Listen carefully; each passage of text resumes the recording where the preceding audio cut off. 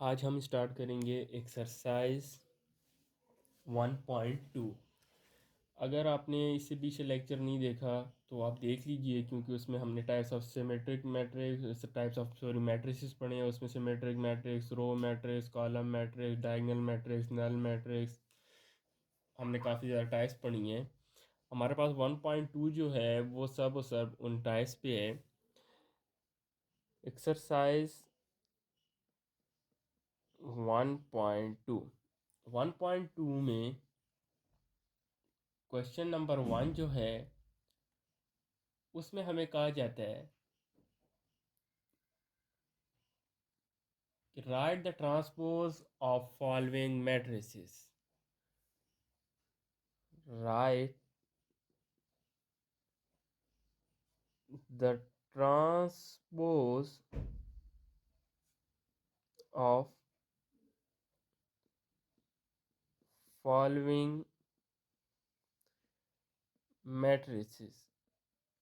आपको मैट्रिसेस दिए गए हैं, इनका हमने क्या करना है, ट्रांसपोज लेना है। तो ट्रांसपोज हमने पीछे टाइप्स ऑफ मैट्रिक्स में देखा था, ट्रांसपोज कैसे लिया जाता है।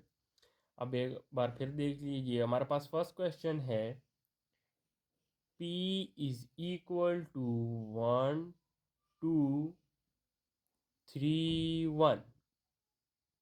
ये हमारे पास एक मैट्रिक्स दिया गया है, इसका हमने लेना है ट्रांसपोज। ट्रांसपोज कैसे लेंगे, solution P is equal to, इसको वैसे ही लिख लेते हैं 1 2 3 1। अब हम इसको सॉल्व करते हैं taking transpose on both sides. दोनों साइडों पे हम क्या करते हैं, ट्रांसपोज, यानी transpose of T is equal to, हमने हमारे पास जो सेट था 1 2 3 1, इसका भी हम क्या कहते हैं, लेते हैं ट्रांसपोज लेते हैं। ये जो स्मॉल टी है ये क्या रिप्रेजेंट कर रहा है, ट्रांसपोज को रिप्रेजेंट कर रहा है। सो ट्रांसपोज ऑफ पी। अब ट्रांसपोज में हम क्या करते हैं कि हमारे पास जो नंबर, जो एलिमेंट्स रो में हैं उनको कॉलम में लिख लेते हैं। यानी कि रो में हमारे पास 1 2 थे, सो 1 और 2 इसको हमने किस में लिख लिया, कॉलम में।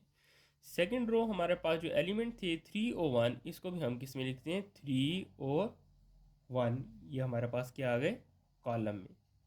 तो ये हमारे पास क्या हो गया, इस P का ट्रांसपोज आ गया। अब हमारे पास दूसरा क्वेश्चन है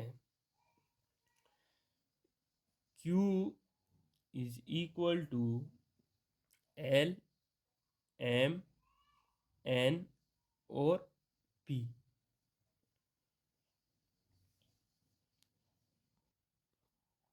हमारे पास दूसरा क्वेश्चन है Q is equal to L M N P।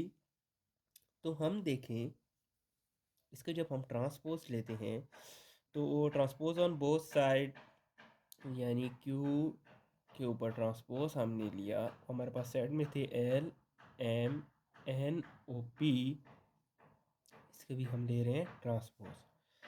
तो ट्रांसपोज में हम क्या करते हैं, जो हमारे पास रो होती है उसको कॉलम में लिख लेते हैं। रो में हमारे पास जो एलिमेंट है वो है एल एम, सो एल और एम। दूसरी रो में हमारे पास जो एलिमेंट्स हैं एन पी, इसको भी हम कॉलम में लिख लेते हैं एन ओ पी। ये हमारे पास क्या हो गया, क्यू का ट्रांसपोज आ गया। अब हमारे पास एक थर्ड वन क्वेश्चन है। तीसरे क्वेश्चन में हमें ये कहा जाता है R is equal to 6।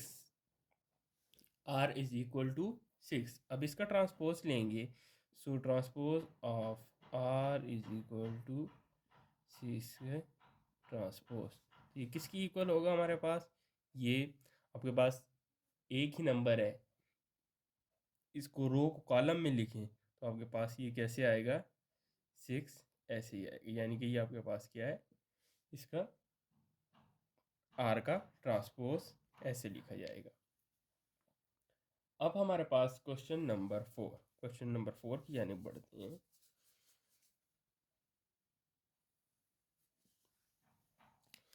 Question number 4 जो है हमारे पास वो है s इज इक्वल टू -5 1 -2 1 4 4।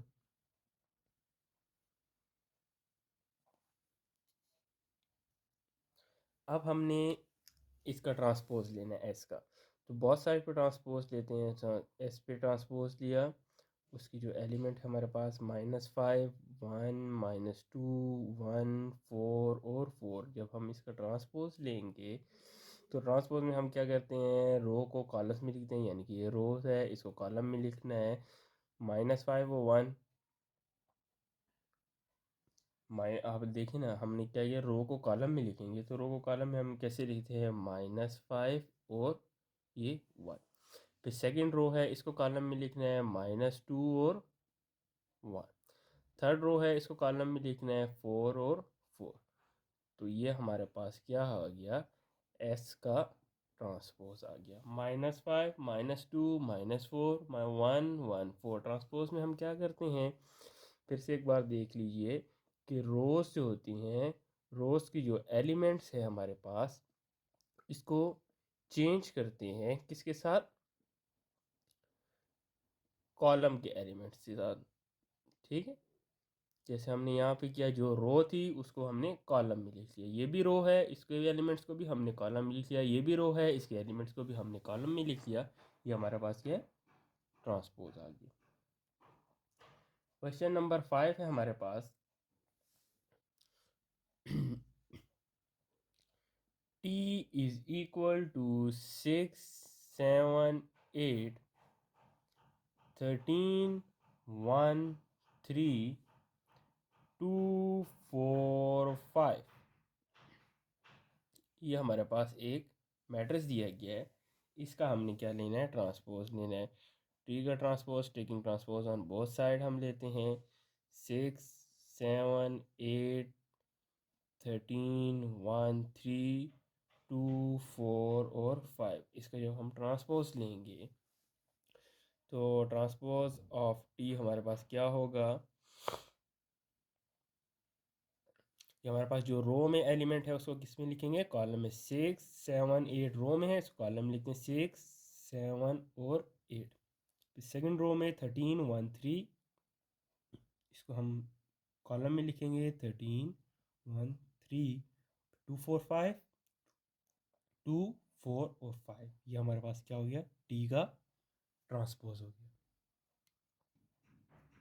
अब हमारे पास क्वेश्चन नंबर 3 है, क्वेश्चन नंबर 2 है एक्सरसाइज 1.2 के, which of the following matrices are transpose of each other. नीचे हमें मैट्रिसेस दिए गए हैं, ये कहा जाता है कि आप ये बताएं कि कौन सा मैट्रिसेस किसके ट्रांसपोज है।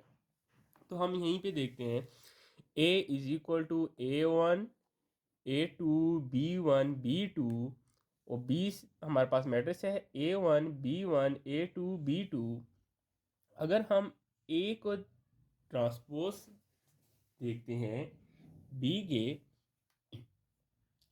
तो देखा जाए A ट्रांसपोज है B के, कैसे, A1 A2 B1 B2। अगर हम इसका ट्रांसपोज लेते हैं A का, तो देखें जो रो थी उसको कॉलम में लिखें A1 A2 A1 A2, और ये जो सेकंड रो है हमारे पास B1 B2, यानी कि आप देखें B1 B2।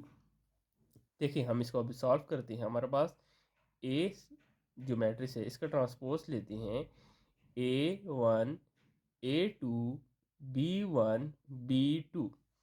अगर हम इसका ट्रांसपोज लेते हैं, तो जब ट्रांसपोज इसका लिया जाएगा, तो ट्रांसपोज हम इसका लेंगे, तो हमारे पास जो रो में थे उसको हमने कॉलम में लिख लिया, यानी कि A1 A2, और ये सेकंड रो में B1 B2। तो हम देखें, जब हम A का ट्रांसपोज लेते हैं तो वो किसके इक्वल आ रहा है, B के इक्वल आ रहा है, यानी कि हमारे पास A जो है वो ट्रांसपोज है किसके, B के। अब हम अगर b को देखें, b को सॉल्व करते हैं, b इज इक्वल टू हमारे पास क्या था, a1 b1 और a2 b2।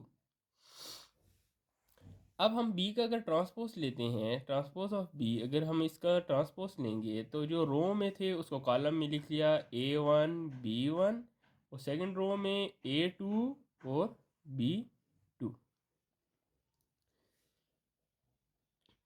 तो हमें क्या बात सामने आई हमारे कि हमने a का ट्रांसपोज लिया तो वो किसके इक्वल आया, b के इक्वल आया, ठीक है। और जब हमने b का ट्रांसपोज लिया तो वो किसके इक्वल आया, a के इक्वल आया। यानी इसका ट्रांसपोज लेंगे a1 a2 b1 b2, a1 a2 b1 b2, यानी कि हमारे पास a and b are transpose of each other, यानी कि एक दूसरे के ट्रांसपोज हैं। अब हम सी और डी को सॉल्व करते हैं।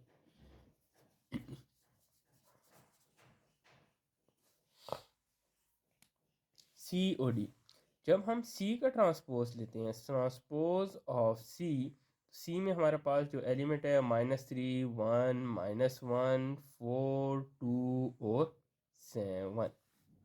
जब हमने इसका ट्रांसपोज लिया, जो रो में थे उसको कॉलम में लिखा -3 1 -1 4 2 और 7। यह हमारे पास क्या आ गया, सी का ट्रांसपोज आ गया। अब जो सी का ट्रांसपोज आया है उसको हम डी से इक्वल करें तो देखें दोनों सेम है, -3 4 -3 4 1 2 1 2 -1 और 7, यानी कि C is the transpose of D, यानी कि सी जो है हमारे पास ट्रांसपोज है किसके, डी मैट्रिक्स के। अब हम डी को लेते हैं कि डी भी ट्रांसपोज है सी के या नहीं। डी मैट्रिक्स हमारे पास क्या है, -3 4 1 2 -1 और 7, ये हमारे पास डी मैट्रिक्स। अब हम इसका ट्रांसपोज लेंगे, ट्रांसपोज में हमारे पास जो रो में थी उसको हमने क्या लिखा, कॉलम में लिख लिया। ये रो है, इसको हम क्या करते हैं, कॉलम में लिखते हैं, यानी कि 3 और 4। फिर ये दूसरी रो है हमारे पास 1 और 2, और थर्ड वन हमारे पास -1 और 7, इसको भी हमने किस में लिख दिया, कॉलम में। अब हम देखते हैं ये जो डी जो है, डी का जो ट्रांसपोज आया है वो सी के इक्वल है या नहीं। 3 1 -1 3 1 -1 4 2 7 4 2 7। तो देखें D is the transpose of C, जो डी जो है वो ट्रांसपोज है किसके, सी के।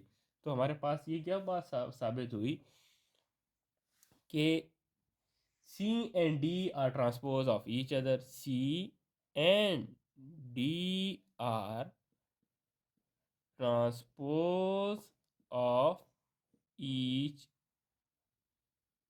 others. अब देखिए जैसे हमारे पास A B एक दूसरे के ट्रांसपोज थे, इसी तरह C और D जो है ये एक दूसरे के ट्रांसपोज है। अब हमारे पास एक्सरसाइज 1.2 का क्वेश्चन नंबर 3 हम स्टार्ट करते हैं। Which of the following are symmetric,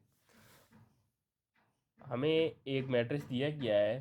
question number 1 है A इज इक्वल टू 5 -7 -1 और 5, ये हमें एक मैट्रिक्स दिया गया है। अब हमने क्या करते हैं, ये हमने बताना है कि ये हमारे पास सिमेट्रिक है या नहीं। सिमेट्रिक मैट्रिक्स को हमने डेफिनेशन पढ़ी थी, कैसे होते हैं, सिमेट्रिक मैट्रिक्स ट्रांसपोज ऑफ ए हमने इज इक्वल टू ए। अगर ये कंडीशन होगी तो ये हमारे पास क्या है, सिमेट्रिक है, सिमेट्रिक मैट्रिक्स कहलाएगा। अगर ये सेटिस्फाई नहीं होगी कंडीशन तो ये हमारे पास सिमेट्रिक मैट्रिक्स नहीं होगा। तो हम कैसे फाइंड करेंगे सिमेट्रिक मैट्रिक्स है या नहीं। हमारे पास ए सेट है, उसकी वैल्यू दी गई है, एलिमेंट्स है 5 -1 -7 -1 और 5। तो हम लिखते हैं a is equal to 5 minus 7 minus 1 और 5। अब इस कंडीशन के साथ इसकी लेके चलते हैं, हम ट्रांसपोज लेते हैं ए का जब हम ट्रांसपोज लेंगे तो ये जो रो में है इसको हम कॉलम में लिख लेते हैं 5 माइनस 7, और ये जो रो में है -1 और 5, इसको भी हमने किस में लिख लिया, कॉलम में लिख लिया। अब हम देखें, हमने ट्रांसपोज तो लिया, अब जो हमारे पास जो आंसर आया ट्रांसपोज के बाद, क्या ये सेम है जो हमारे पास सेट ए की जो एलिमेंट थे। सेट ए में एलिमेंट है 5 माइनस 7 माइनस 1 और 5, इसमें है 5 माइनस 1 माइनस 7 और 5, यानी कि ये आपके पास ये कंडीशन सेटिस्फाइड नहीं होती। Transpose of A is not equal to A, तो ये आपके पास A is not symmetric matrix, यानी कि आपके पास जो ए जो है वो आपके पास क्या है, सिमेट्रिक मैट्रिक्स नहीं है। क्यों नहीं है? क्योंकि ये कंडीशन आपके पास सेटिस्फाइड नहीं हुई। A transpose of A is not equal to A. जब हमने ए का ट्रांसपोज लिया तो ट्रांसपोज लेने के बाद हमारा ए की जो हमारे पास जो एलिमेंट्स थे वो वैसे सेम नहीं आए उनकी अरेंजमेंट, तो इसीलिए हम क्या कहते हैं कि हमारे पास सिमेट्रिक मैट्रिक्स नहीं है। अब हम क्वेश्चन नंबर 2 की तरफ चलते हैं। क्वेश्चन नंबर 2 है इसमें कि b इज इक्वल टू -1 -1 2 2 3, ये हमारे पास क्वेश्चन नंबर 2 है। जब हम इसका ट्रांसपोज लेते हैं, तो जब हम इसका ट्रांसपोज लेंगे तो हमारे पास कंडीशन क्या होगी, transpose of b is equal to b होनी चाहिए, तो ये हमारे पास क्या होगा, सिमेट्रिक मैट्रिक्स होगा। अगर ये कंडीशन सेटिस्फाइड नहीं हुई तो ये हमारे पास क्या होगा, सिमेट्रिक मैट्रिक्स नहीं कहलाएगा। अब हम जब b का ट्रांसपोज लेते हैं, b का ट्रांसपोज जब हमने लिया, सो ये हमारे पास रो थी, इसको हमने कॉलम में लिख लिया -1 और 2, और ये रो है इसको भी कॉलम में लिखते हैं 2 और 3। अब हम क्या करते हैं, ये कंडीशन देखते हैं, transpose of b is equal to b है या नहीं। तो b हमारे पास क्या थे, -1 2 2 और 3। सो हमारे पास ट्रांसपोज के बाद आंसर क्या है, -1 2 2 और 3। ये कंडीशन सेटिस्फाइड होती है, तो इसका मतलब है ये हमारे पास सिमेट्रिक मैट्रिक्स है। अब हमारे पास है क्वेश्चन नंबर 3। क्वेश्चन नंबर 3 में c इज इक्वल टू 3 4 5 और 6। हमने देखना है कि ये हमारे पास जो मैट्रिक्स दिया गया है ये हमारे पास सिमेट्रिक मैट्रिक्स है या नहीं। So transpose of c is equal to c आना चाहिए, तो तब हमारे पास क्या होगा, सिमेट्रिक मैट्रिक्स। अगर इक्वल ना आए तो इसका मतलब है ये सिमेट्रिक मैट्रिक्स नहीं है हमारे पास। अब जब हम इस c का ट्रांसपोज लेते हैं, तो ट्रांसपोज ने जो हमारे पास रो है उसको कॉलम में लिखने 3 और 4, और ये जो हमारे पास दूसरी रो है इसको भी कॉलम में लिखें 5 और 6। तो जब हम इसको कंपेयर करते हैं, सी का हमारे पास क्या थी, कैसे था, सी था हमारे पास 3 4 5 और 6, और हमारे पास ट्रांसपोज कैसे क्या आया, हमारे पास ट्रांसपोज ये आया, हमारे पास 3 5 4 और 6। तो हम देखें 3 4 5 6 3 5 4 6, इनकी जो अरेंजमेंट है, इनकी प्लेसेस जो हैं वो काफ़ी चेंज हैं। सो तो इक्वल तो ना हुए, C is not transpose, C transpose of C is not equal to C. तो इसका क्या मतलब है कि C is not symmetric matrix, कि सी हमारे पास क्या है, सिमेट्रिक मैट्रिक्स नहीं है। अब हमारे पास क्वेश्चन नंबर 3 है। क्वेश्चन नंबर 3 में हमें क्वेश्चन नंबर 4 है। क्वेश्चन नंबर 4 है, उसकी वैल्यू दी गई है हमें क्वेश्चन नंबर 4 में।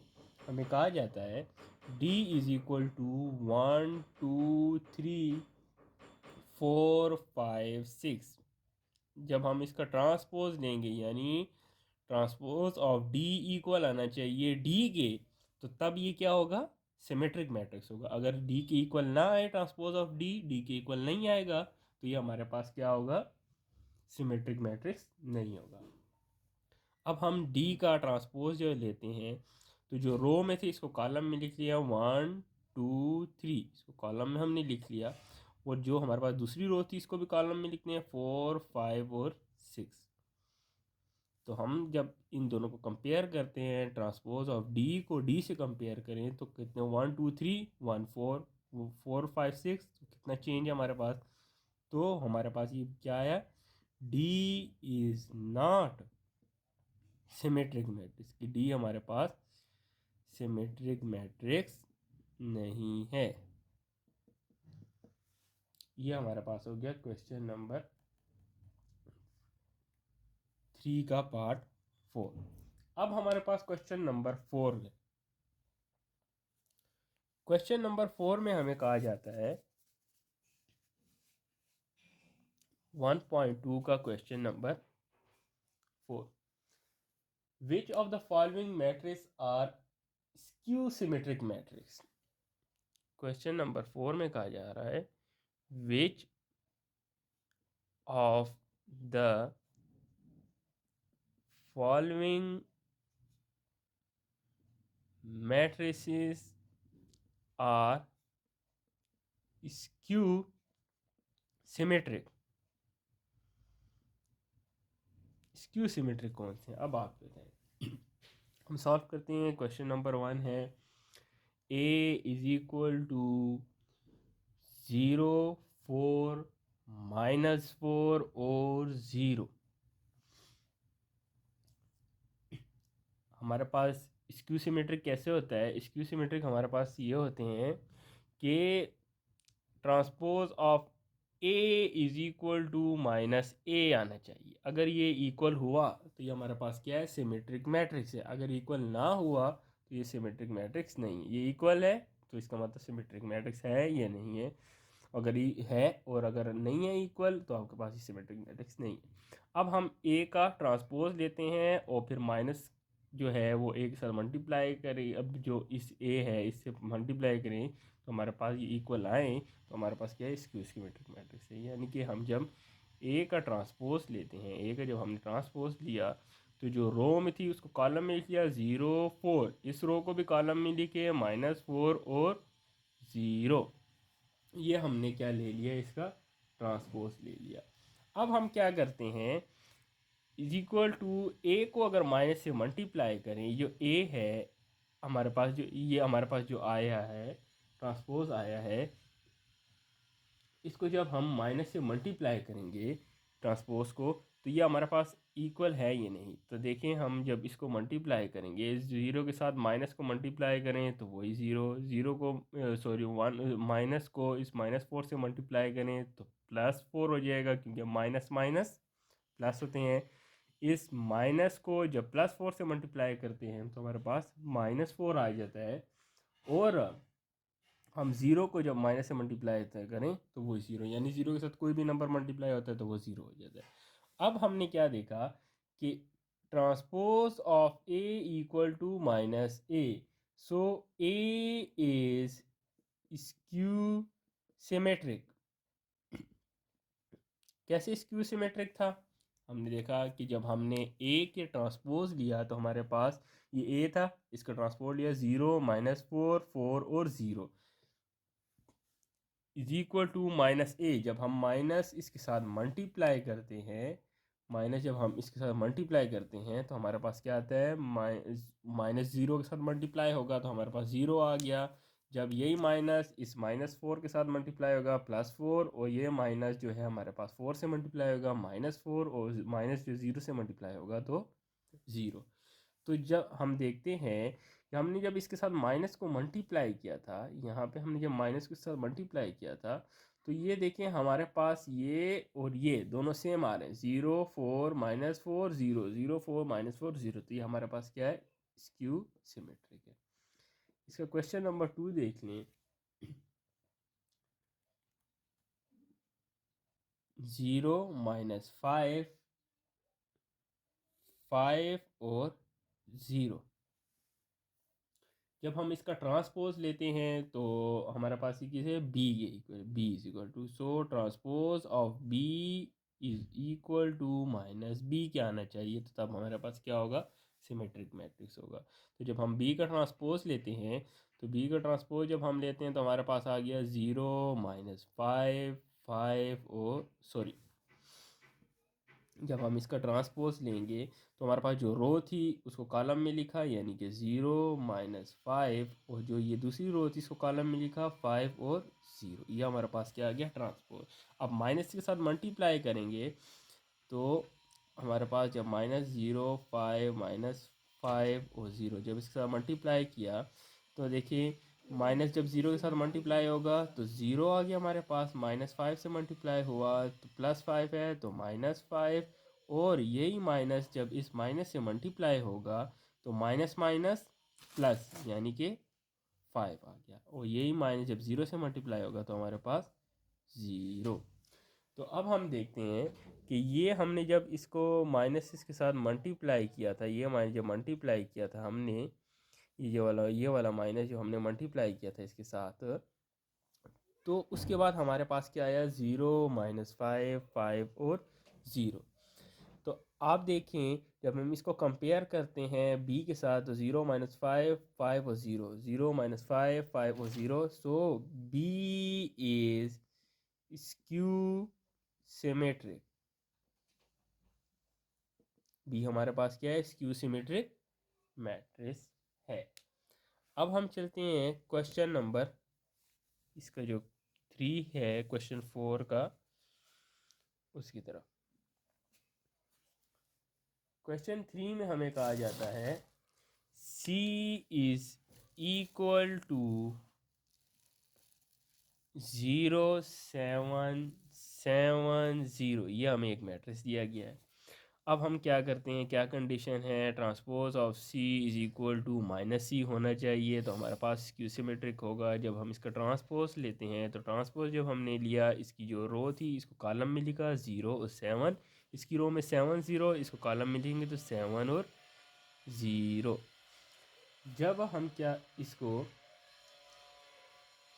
ये हमारे पास आ गया, जब हम इसके साथ C माइनस को मल्टीप्लाई करेंगे, माइनस जब हमने इसके साथ मल्टीप्लाई किया 0 7 7 और 0 से जब माइनस मल्टीप्लाई किया तो माइनस जब 0 से मल्टीप्लाई होगा तो वही 0 हो गया, -7 से मल्टीप्लाई हुआ +7 से तो -7, -7 से मल्टीप्लाई हुआ तो -7, -0 से तो 0। अब हम देखते हैं जो हमारे पास जो -C है, क्या ये इसकी इक्वल है या नहीं। तो -C में क्या है हमारा, 0 -7 -7 और 0, क्या ये इक्वल है या नहीं है। -C जो है वो इक्वल है C के, लेकिन 0 7 7 0, तो 0 -7 -7 0, तो सिर्फ माइनस के फ़र्क है हमारे पास। तो C is not skew symmetric, C जो है हमारे पास स्क्यू सिमेट्रिक नहीं है। अब हमारे पास क्वेश्चन नंबर 4 है, इसका लास्ट क्वेश्चन है। क्वेश्चन नंबर 4 जो है उसमें हमें कहा जा रहा है कि D इज इक्वल टू 0 3 2 -3 0 1 -2 -1 और 0, ये हमें दिए। अब हम इसका क्या कहते हैं, transpose of D is equal to -D आ गया, तो ये हमारे पास क्या होगा, स्क्यू सिमेट्रिक होगा। तो ये कंडीशन सेटिस्फाइड करने के लिए हम सबसे पहले ट्रांसपोज लेते हैं D का ट्रांसपोज कैसा होगा, हमारे पास ये जो रो है इसको कॉलम में लिख लिया 0 3 2, और इसको हमने कॉलम में लिखा, इस सेकंड रो को -3 0 1, और इसके बाद हमने जो दूसरी है -2 -1 और 0, इसको भी हमने कॉलम में लिखा। तो ये हमने क्या ले लिया, इसका ट्रांसपोज।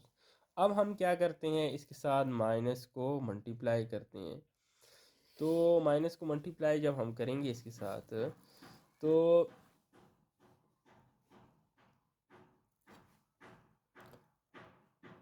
इससे आगे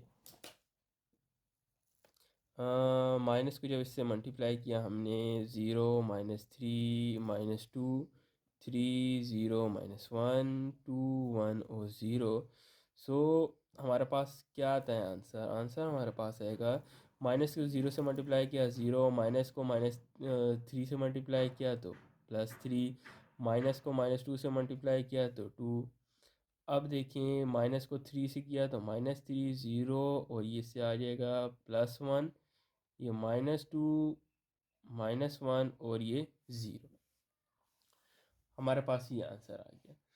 तो हमने जब इससे कंपेयर किया, तो हम देखते हैं जो हमारे पास आंसर आया 0 3 2 -3 0 1 -2 -1 और 0। तो जब डी से कंपेयर करते हैं, 0 3 2 -3 3 0 1 -2 -1 और -0, तो इससे क्या है, D is the skew symmetric, यानी कि डी जो है हमारे पास क्या है, स्क्यू सिमेट्रिक मैट्रिक्स है।